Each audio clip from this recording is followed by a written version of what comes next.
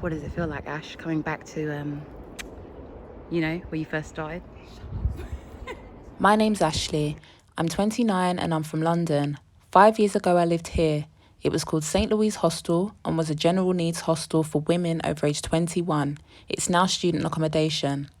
I'd been living at the hostel for almost 2 years and was not considered a housing priority.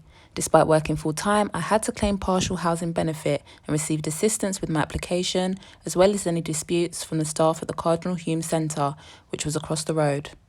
Just before proceeding with my plans to rent privately, I requested a referral letter to Westminster Council from one of the welfare advisors, but was ineligible due to not having lived within the borough for 5 years or having any connections to it.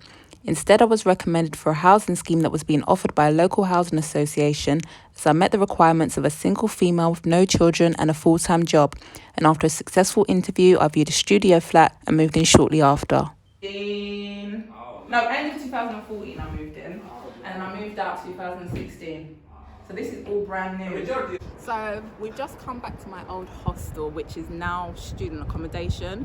I'm actually really shocked, especially since there's like a housing crisis in London and not many people can get housed. So one of the places that were available to young women in particular to get housed is no longer here.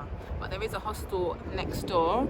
It's called Cardinal Humes, and they were like a government funded hostel, but they were really helpful because they wasn't just a hostel. They like helped people with like just even if you needed like a counselling service or help with your benefits and stuff, because even though I worked full time I had to claim partial housing benefit, and it was a lady that helped me do that because I didn't know nothing about filling in